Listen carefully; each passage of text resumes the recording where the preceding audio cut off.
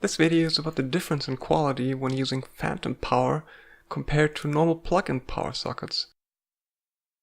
If I have the time, I'm going to make a video about what phantom power actually is, but in this video I just want to show the difference in quality when using it in an everyday scenario.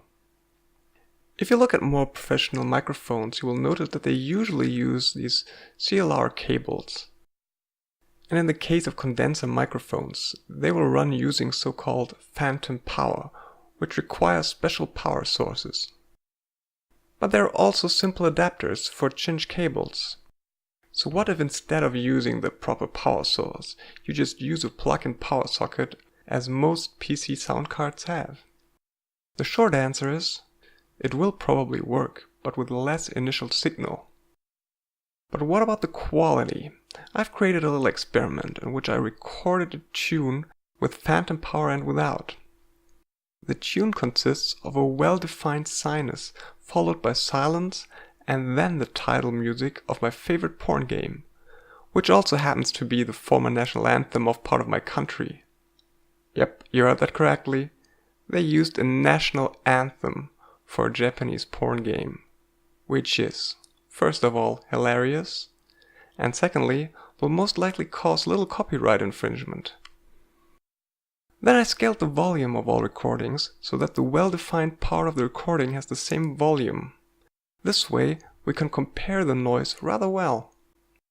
I've actually used 3 different recordings for the non-phantom power, because I also wanted to see if boosting the signal during the recording makes a difference as well. So we have 4 recordings in total.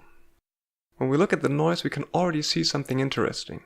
The high frequency noise seems to be quite similar, as we can roughly estimate by the thickness of the trace. However, the non-phantom power seems to have an additional slow changing aspect. If you listen to it, it sounds like this.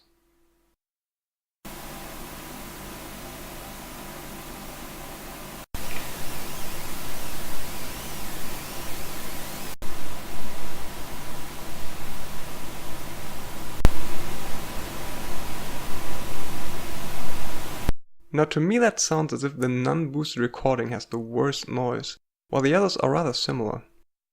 For time reasons and a less convoluted comparison, I will thus only compare these 3 recordings from now on. This is how the actual signal sounds for each recording.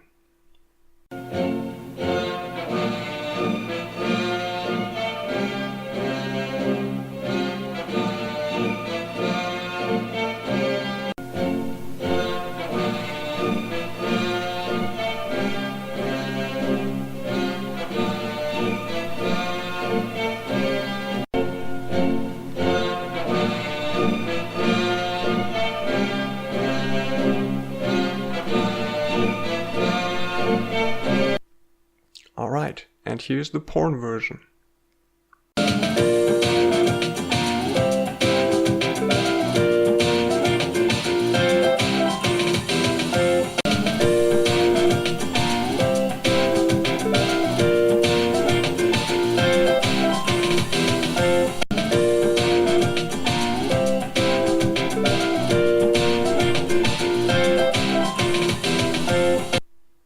Now for me, only the first song had a noticeable noise to it, and only for the non-boosted recording.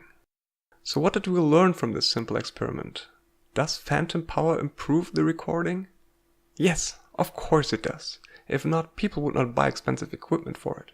But is it worth it in every case? I would say no, but it highly depends on what you want to do. In my scenario here, I used rather weak signals on purpose, so that the signal to noise is bad, and we can actually see an effect of the noise. If you have large signals and are not picky about the sound, you should be okay even without phantom power. It becomes problematic, however, if you have a low volume, for example a podcast in which you speak in a low voice, and especially if it is live. For purely recording stuff, you can denoise your recordings digitally, making it less of a problem. Here are the same recordings as before, using digital denoising.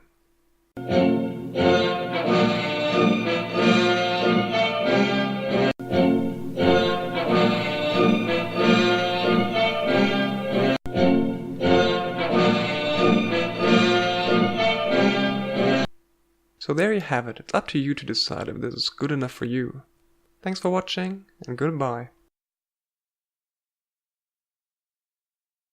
The video's over. Turn it off, unless you want me to mock the anthem in a broken voice. Okay, you asked for it. Ulbricht never would have thought that his anthem would end in porn. Japanese like jerking off to cartoon girls, so they do bow and do not shake hands. Smart. And do not shake hands. Let that be a lesson for leaving videos on in the background.